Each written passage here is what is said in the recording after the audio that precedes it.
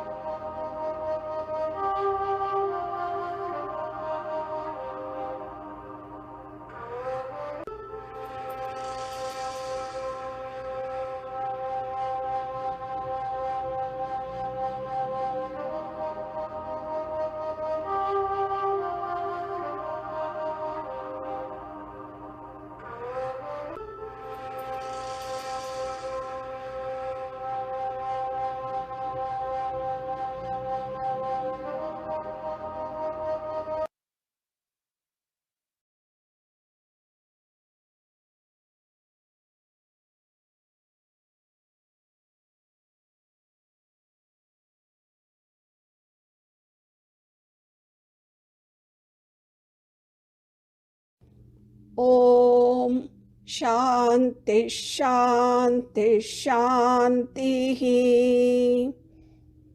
மெதுவாக, மிக மெதுவாக கண்களை திறக்கவும்.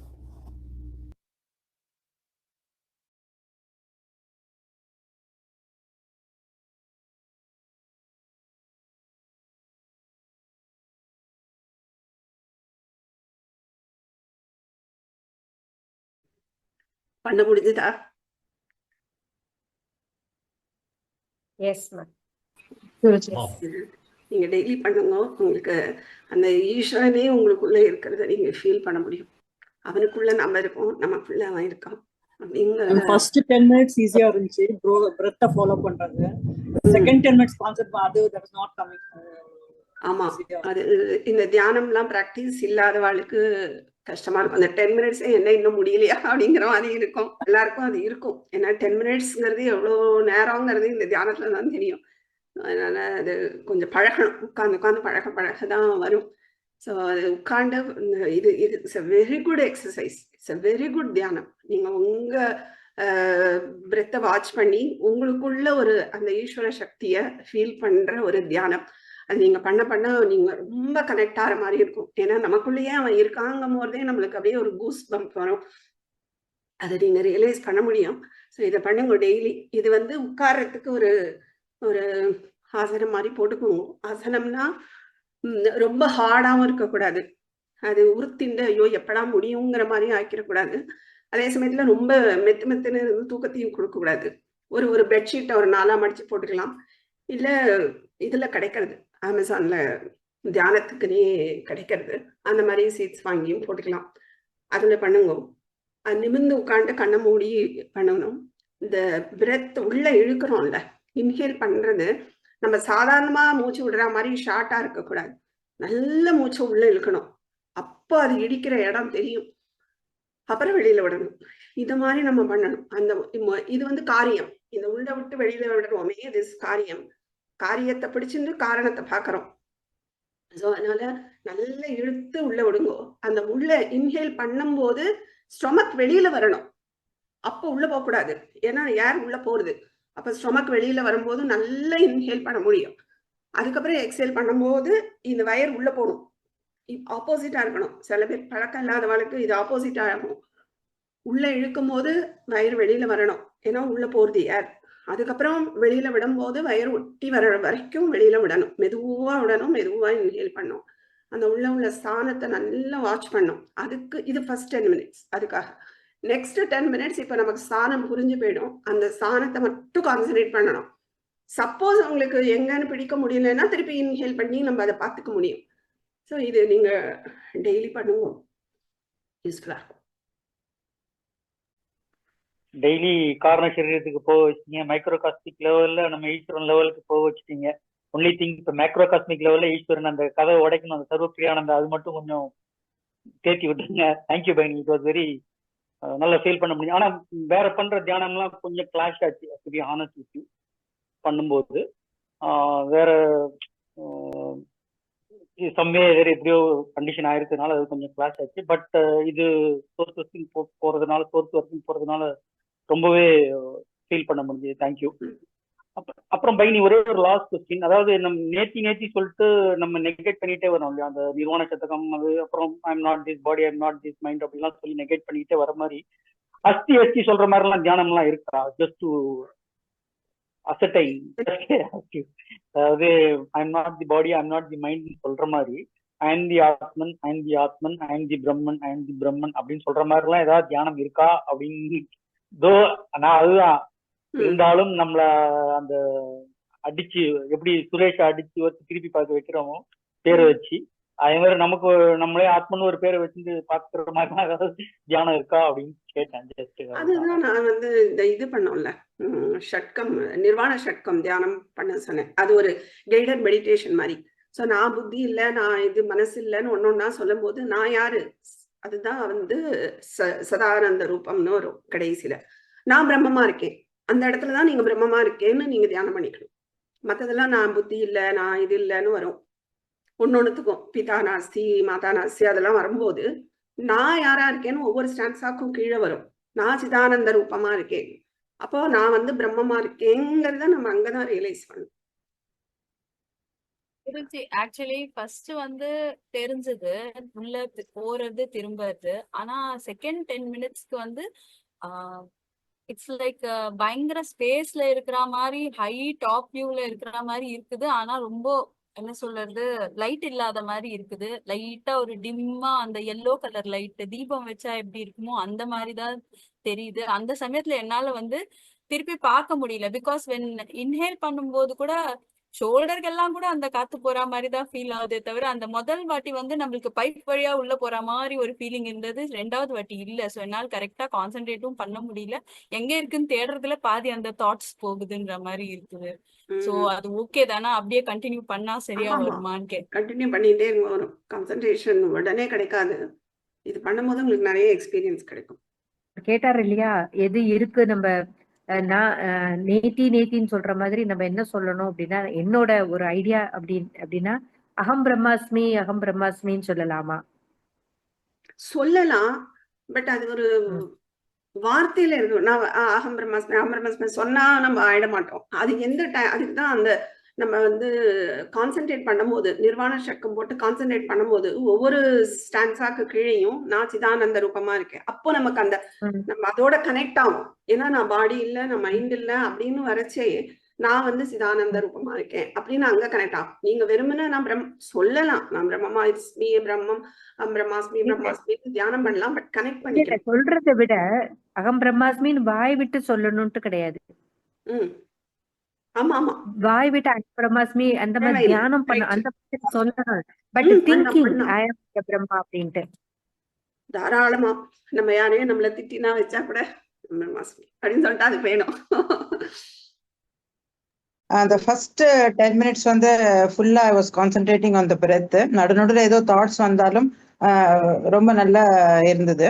And I was thankful that நம்ம எவ்வளோ ஈஸியா நம்ம எடுத்துடுறோம். நம்ம மூச்சு விடுறத நம்ம இது பண்றதே இல்லை.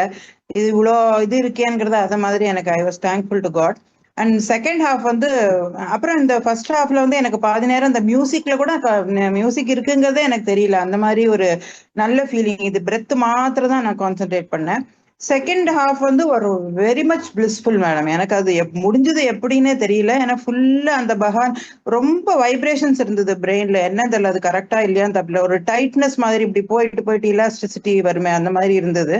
அது இருக்கலாமா இல்லையான்னு எனக்கு தெரியல. And I good feel the God within. அப்போ நம்ம ஏன் இது எப்போ இத்தனை நாள் அவ்வளோவா பண்ணலையேங்கிற இது தோணித்து. But it was wonderful and thank you for the opportunity ma'am. இதெல்லாம் நமக்கு புரியும் போதுதான் அது உள்ள நல்ல கனெக்ட் ஆகும். இதை நம்ம முதல்லயே பண்ணியிருந்தா இந்த அளவு கனெக்ட் ஆகிருக்காது. இப்ப நம்ம இந்த இவ்வளவு இன்ஃபர்மேஷன் போகும்போது இதையும் சேர்ந்து பண்ணும்போதுதான் நமக்கு ஈஸியா கனெக்ட் ஆகும். ஏன்னா நீங்க சொன்ன மாதிரி பிரெத்தை வந்து நம்ம ஈஸியா நினைச்சிட்டு இருக்கோம். நம்மளோட லைஃப் ஸ்பேனே இந்த பிரெத்தை வச்சுதான், இன்ஹேல வச்சுதானே தவிர நம்மளோட இயர்ஸை வச்சு கிடையாது. இப்போ ஒருத்தனுக்கு வந்து 10 வருஷம் இல்ல ஒரு 100 வருஷம் ஆயுள் அப்படின்னா இந்த பிரெத்தை வச்சுதான். அதனாலதான் வந்து இப்ப ஞானிகள்லாம் முன்னாடி நிறைய பேர் வந்து அந்த பிரெத்தை கண்ட்ரோல் பண்ணா லைஃப் ஸ்பேன் இன்க்ரீஸ் ஆகும். அதை பண்ணிதான் அவன் வந்து லைஃப் ஸ்பேன் நம்ம கூட கேட்போம். ஏன்னா 1000 வருஷம்னா எப்படி இருக்க முடியும், 2000 எப்படி முடியும்? ஏன்னா இந்த பிரெத்தை கண்ட்ரோல் அந்த அளவு கண்ட்ரோல் பண்ணுவா. இப்போ ரீசெண்டா ஒரு he was born during 1200 something. ஆனா அவர் வந்து சரீரத்தை விட்டது இப்போ 1869. அவர் பேர் மறந்து போச்சு பாருங்க, எவ்வளவு வருஷம் அப்ப இருந்திருக்காருன்னு. ரீசெண்டா முடியாததுங்கிறதே கிடையாது. இதுல வந்து திருமணிசை ஆழ்வார்னு ஒரு ஆழ்வார் இருக்கார். அவர் வந்து யோகம் பிராக்டிஸ் பண்ணவர். அவர் தான் வந்து நம்ம சிவவாக்கிய சித்தர். அவரோட சாங் வந்து துள்ளல் ஓசையில இருக்கும். நீங்க வந்து இவர் ஆழ்வார்ல பார்த்தீங்கன்னா திருமணிசை ஆழ்வாரோட பாட்டும் துள்ளல் ஓசையில தான் இருக்கும். அவர் தான் இவர் திருமணிசை ஆழ்வார் தான். சோ திருமணிசை ஆழ்வாரோட வந்து யோகம் பிராக்டிஸ் பண்ணவர். அவர் வந்து 3000 வருஷம் இருந்ததா சொல்லப்படுறது. அவர் வந்து யோகத்துல இருக்கும்போது அவர் வந்து சரீரத்தை விட்டுட்டாருன்னு நினைச்சிட்டு சிஷ்யர்கள்லாம் இது எழுப்பிடுறா. அப்புறம்தான் ரியலைஸ் பண்றா. அவர் வந்து நான் இப்படியே இருக்கேன்னு சொல்லிடுறார். அவரோட சமாதி இருக்கிற இடம் கும்பகோணத்துல ஒரு இடத்துல இருக்கு போலாம். அது அவ்வளவு வைப்ரேஷன். சிவவாக்கியரா இல்ல வேற வேறையா? சிவவாக்கியர் தான் திருமணிசை ஆழ்வார். ஓகே. நான் அந்த ஸ்லோகம் எப்போதும் படிப்பேன். இந்த ஓடி ஓடி ஊட்டல் அந்த ஜோதியே. அதுதான். அது ஃபுல்லா ஆத்மா ரிலேட்டடா தான் இருக்கும். துள்ளல் ஓசையில இருக்கும். அதேதான் திருமணிசை ஆழ்வாரோட பாசுரங்களும் அப்படிதான் இருக்கும். ஸோ அவர் வந்து ரொம்ப யோகம்ல ரொம்ப சித்தியானவர். அவர் வந்து 3000 இயர்ஸ் இருந்ததா சொல்லப்படுறது. ஏன்னா நிறைய பேர் சான்ஸ் இல்லைன்னு. கண்டிப்பா சான்ஸ் உண்டு. இந்த பிரெத்தை கண்ட்ரோல் பண்ணிடுவா. இந்த பிரெத் எவ்வளவு வெளில போறது உள்ள போறது தான் கணக்கு. ஸோ இதை பண்ணிட்டா பண்ண முடியும். எனக்கு நடுவுல கொஞ்ச நேரம் நான் பிரீத் பண்றேன்னா தெரியல, அந்த மாதிரி ஸ்டாப் ஆன மாதிரி இருந்தது. அதுக்கப்புறம் அந்த பிரெயின்ல நிறைய ஒரு இலாஸ்டிக் மூமெண்ட்ஸ் மாதிரி அது சொல்ல தெரியல, அந்த மாதிரி இருந்தது. அது தப்பா ரைட்டா என்ன தெரியல. லாட் ஆஃப் வைப்ரேஷன்ஸ் வருது.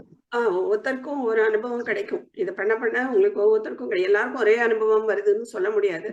அவங்களோட எக்ஸ்பீரியன்ஸ், கான்சென்ட்ரேஷன் லெவலை பொறுத்து சம் எக்ஸ்பீரியன்ஸ். ஆனா இது எனக்கு வரலையே அப்ப நான் நல்லா பண்ணலையோன்னுலாம் நினைக்க வேண்டாம். அது எல்லாருக்கும் கிடைக்கும்லாம் சொல்ல முடியாது. அந்த எக்ஸ்பீரியன்ஸை ஏன் பண்ணியும் தியானம் பண்ணக்கூடாது. தியானத்தை தியானமா பண்ணணும். நடுவுல இதெல்லாம் அந்த டிராவல்ல வரக்கூடியது சகஜம்தான் எக்ஸ்பீரியன்ஸ். எனக்கு ஃபர்ஸ்ட் பாட்டு பண்ணதுப்போ ரொம்ப எல்லாரும் சொன்ன மாதிரி கான்சன்ட்ரேஷன் நல்லா இருந்தது. அந்த பிரெத்தை வந்து அப்படியே ஃபாலோ பண்ண ஒரு டியூப்குள்ள போற மாதிரி தான் இருந்தது. அந்த பிரெத் உள்ள வந்து அப்படியே ஹிட் பண்ணி அப்புறமா அப்படி வெளில போற மாதிரி இருந்தது. செகண்ட் பார்ட் வந்து செய்யும்போது ஒரு ஃபயர் பால் மாதிரி இருந்து எனக்கு எக்ஸ்பீரியன்ஸ் பண்ணும்போது, அதை கான்சன்ட்ரேட் பண்ணும் போது எனக்கு ஒரு பிரைட்டா ஒரு ஃபயர் பால் மாதிரி இருக்கு. அது மாதிரி பண்ணேன். அது அப்புறம் முடிச்சதுக்கு அப்புறம் எனக்கு வந்து நோஸ் எல்லாம் ஏறிட்டு வருது, என்னன்னு தெரியல. ஏன்னா அந்த சூடான மாதிரி இருக்கு அந்த பிரெத் வந்து.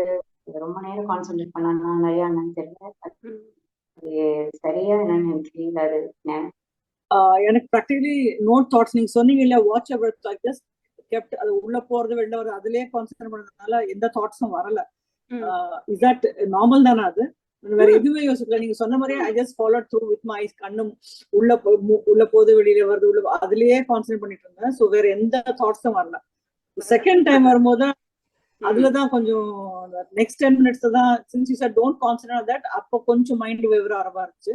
the first 10 minutes was perfect. உள்ள போது வெளில வருது, அது மட்டும் தான். Nothing else. Brain side nothing else.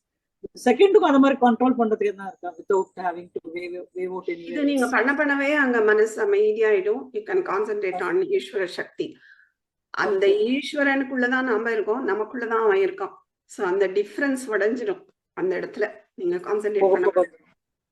ஒரு ஃபியூ மினிட்ஸ்க்கு அப்புறம் இந்த மாதிரி 2 கை இருக்கு, அதை நம்ம தொடையில வச்சுட்டு இருக்கோம், சின்முத்திரை இல்லைங்கிறது அந்த கான்சென்ட்ரேஷனே இல்லாம இருக்காது. ஆசிப் கையே இல்லாத மாதிரி ஒரு ஃபீலிங் இருந்தது. அப்புறம் கடைசியில நீங்க வந்து கண்ணை தரேன்னு சொல்லும் போது கண்ணை திறக்கவே மனசு வரல, கம்ப்ளீட்டா மூடிண்டே இருக்கலாம் போலயே ஒரு ஃபீலிங் இருந்தது. அது ஓகே தான் இல்லையா? அப்படியே பாடியே லேஸ் ஆகும். நமக்கே இந்த உணர்ச்சி கையிலலாம் அங்க வைக்கிறோமாங்கிற அந்த உணர்ச்சியே இல்லாம இருக்கும். ஆமா, ரொம்ப லேசா இருந்த மாதிரி இருந்தது. ஆமா, அப்படிதான் இருக்கும். அது மாதிரி கண்ணை திறக்க வேண்டாமே, இன்னும் கொஞ்சம் நேரம் இருக்கலாம் போல இருக்கேன்னு இருக்கும். இருங்க, நான் வந்து கிளாஸ்க்காக 20 minutes செட் பண்ணேன். நீங்க அதுலயே நான் அந்த முடிச்சதும் ஒரு கொஞ்சம் மினிட்ஸ் கேப் கொடுத்துருப்பேன். ஸோ அது வந்து அப்படியே அந்த ஈஸ்வரனோட ஒன்றி அந்த கான்சன்ட்ரேஷன் ஃபுல்லா அதுல இருக்கணும் அந்த டைம். அதுக்கு தான் அந்த கொஞ்சம் கேப் மினிட்ஸ் கொடுத்துருப்பேன். நீங்க அதை எக்ஸ்டெண்ட் பண்ணிக்கலாம். நீங்க பண்ணும்போது இதையே எக்ஸ்டெண்ட் பண்ணி இன்னொரு 1/2 an hourக்கோ 40 minutesக்கோ கூட பண்ண முடியும். நான் கிளாஸ்க்காக செட் பண்ணேன் 21 minutes. ஸோ நீங்க அதை கொஞ்சம் இன்க்ரீஸ் பண்ணிட்டு பண்ணலாம். ரொம்பவே நல்லா இருக்கும். கொஞ்ச நாளா ப்ராக்டிஸ் பண்ணிட்டு இருக்கேன். பட் நீங்க சொன்ன ஒரு விஷயம் ரியலி ஹெல்ப் மீ. பிகாஸ் எனக்கு அந்த ஒரு ஃபோக்கஸ் வந்து அதே மாதிரி 10 minutesக்கு பிராணாயாமா பண்ணிட்டு 10 minutesக்கு மெடிடேஷன், இதுதான் ப்ராசஸ். இதுதான் முன்னாடி பண்ணிட்டு இருந்தேன். பட் அந்த ஒரு கான்சென்ட்ரேஷன், அந்த ஒரு தாட்லெஸ்னஸ், அந்த ஸ்டேஜ் வரவே இல்லை. I was not able to get that. கொஞ்சம் அந்த காம் ஆறுது, பாடி காம் ஆறுது, பீஸ் ஆஃப் மைண்ட் வருது. பட் அதெல்லாம் முடிஞ்சது. பட் நீங்க சொன்ன ஒரு point I was able to focus on அந்த ஈஸ்வரனோட சக்தின்னு சொன்னேன் இல்லையா? அதுல வந்து இந்த பிரீதிங் பண்ணும்போது when I was able to focus that, that really helped. அது வந்து இத்தனை நாள் வரைக்கும் அது தெரியாம இருந்த மாதிரி இருந்தது. ஒரு ஏஜென்சி இல்லாம ஏதோ ஒரு காரியம் பண்ண மாதிரி இருந்தது. பட் நவ் இப்போ நீங்க சொன்னதுக்கு அப்புறம் இன்னைக்கு மெடிடேஷன் வாஸ் ஜஸ்ட் அமேசிங். ஒரு ஃபியூ செகண்ட்ஸ் கூட சொல்றேன், லைக் மைக்ரோ செகண்ட்ஸுக்கு I was able to feel that on the thoughtlessness. It felt amazing. Thank you so much. So நீங்க அந்த ஈஸ்வர சக்தியை நமக்குள்ள ஃபீல் பண்ணும்போது, இது எனக்குள்ள இருக்கான்னு நினைக்கும் போதே உங்களுக்கு வந்து கண்ணில் தண்ணி வரலாம். ஒரு கூஸ் பம்ப் வரும். அது எல்லாமே குவைட் நார்மல். இன்னொரு எக்ஸ்பீரியன்ஸ் என்னன்னா, இந்த 20 மினிட்ஸ்ல வந்து ஆக்சுவலா வந்து காரணச்சரியத்து கிட்ட போறதுனால விருத்திஸ் இல்லாமலே இருந்த மாதிரி ஒரு ஒன்லி அந்த ப்ராசஸ்ல தானே நாங்க ஃபோக்கஸ் பண்ணோம். ஒரு தாட்டுமே இல்லையே. ஸோ விருத்திலெஸ் ஸ்டேட் தானே அது இல்லையா? உங்களுக்கு மனசு எல்லாம் ஒடுங்கி போயிடும். நம்ம அந்த ஃபுல்லா பிரெத்ல கான்சென்ட்ரேட் பண்ணுவோம். ஸோ வெளி விஷயங்களே கிடையாது. அப்போ ஒன்லி மனசு அங்கதான் இருக்கும். அடுத்த 10 மினிட்ஸ்ல ஃபுல்லா ஈஸ்வரன்ட்ட தான் இருக்கும். அப்படியே ஒன்றிடும். காரண சரீரத்துல அவித்யா இருக்கும். இப்ப இந்த இடத்துல அவித்யா தான் தாட்ஸ், வாசனை. ஸோ அதுவும் கிடையாது. அதனால நம்ம ஈஸ்வரனோட ஒன்றோம் அந்த இடம், அந்த நெக்ஸ்ட் 10 மினிட்ஸ். ஸோ அது வந்து ரொம்பவே நல்லா இருக்கும். ஈஸ்வரனோடையே நம்ம இருக்கிற மாதிரி ஒரு ஃபீலிங். தேங்க்யூ. அதான் அது கிரியேஷன்ல இருந்து அந்த ஜென்ரேட் மூச்சு ஆரம்பிக்கிற இடத்துல இருந்து நம்ம அப்சர்வ் பண்ண ஆரம்பிச்சோம். திருப்பி முடிக்கும் போது கரெக்டா ஒடுங்குறோம். அதெல்லாம் நல்ல வெரி கிட்டக்க போற மாதிரி இருக்கு. ஈஸ்வரன் கிட்ட போற மாதிரி இருக்கு. Anyway very very grateful to you ma'am. So next வீக்குக்கு டெய்லி இந்த தியானம் ப்ளஸ் அந்த வீடியோ என்னென்ன போர்ஷனுங்கிறத சொல்கிறேன். அந்த போர்ஷனுக்கு ஏற்ற மாதிரி கேட்டுன்னு வாங்கும். இந்த செகண்ட் சாப்டர்ல இருக்கும். ஸோ இந்த செகண்ட் சாப்டர் கொஞ்சம் நானா கேட்டுன்னு வந்தேன்னா அதுக்கு ஒரு கொஸ்டின் ஆன்சர் செஷன் வைக்கலாம். ஸோ அப்போ நீங்கள் இந்த டவுட்ஸ் ஏதாவது இருந்தால் கேட்டுக்கலாம். முடிச்சுக்கலாமா? ஃபுல் செஷனுமே கொஸ்டின் ஆன்சர் செஷன் அந்த மாதிரி. ஆமா, ஒரு தியானம் ஒண்ணு இருக்கு. நெக்ஸ்ட் வீக் வந்து இன்னும் விஞ்ஞானமயம் அண்ட் ஆனந்தமய கோஷங்கள் இருக்கு. அதை முடிச்சிட்டோம்னா டைம் இருக்காது. ஏன்னா இந்த கொஸ்டின் ஆன்சர் அதுக்கு சரியா இருக்கும். ஏன்னா பாராயணம் வேற பண்ணல. ஸோ அந்த பாராயணமும் நான் ரெண்டு சாப்டர் நம்ம இப்போ முடிக்க போறோம் நெக்ஸ்ட் வீக்கோட. அதுக்குள்ள ஆடியோ நான் போட்டு விடுறேன், கொஞ்சம் ப்ராக்டிஸ் பண்ணிடுவாங்க. ஸோ அதுக்கு நெக்ஸ்ட் வீக் நம்ம வந்து இந்த தியானம் பிளஸ் கொஸ்டின் ஆன்சர் வச்சுக்கலாம். ஸோ அந்த தாட்லெஸ் தியானம், நான் கொண்டு வர தியானம் பிளஸ் கொஸ்டின் ஆன்சர்ஸ் வச்சுட்டோம்னா அதுக்கு நெக்ஸ்ட் வீக்ல இருந்து 3rd சாப்டர். பரிசேஷனம் பண்ணும் போதெல்லாம் சொல்லும்போது பிராணாய ஸ்வாஹா, அபானாய ஸ்வாஹா, வியானாய ஸ்வாஹா, உதானாய ஸ்வாஹா, சமானாய ஸ்வாஹா அந்த ஆர்டர்ல தான் சொல்றோம். அதுக்கு ஏதாவது ஒரு சிக்னிஃபிகன்ஸ் இருக்கா? ஏன்னா பிராணம், அபானம், வியானம், உதானம், சமானம், அப்புறம் பிரம்மணே ஸ்வாஹா கடைசியில சொன்னால அதுக்கு ஏன்னா வேற அதாவது ஆர்டர்னா மேல் போற வாயு கீழே போற வாயு சைட்ல அப்படி சொல்றோம். சாந்தி மந்திரம். सर्वे भवन्तु सुखिनः, सर्वे सन्तु निरामयाः, सर्वे भद्राणि पश्यन्तु, मा कश्चित् दुःखभाग् भवेत्. ओम शांति शांति शांतिः. हरि ओम. श्री गुरुभ्यो नमः. हरि ओम. धन्यवादाः. धन्यवादाः. ಧನ್ಯವಾದ. ಧನ್ಯವಾದ.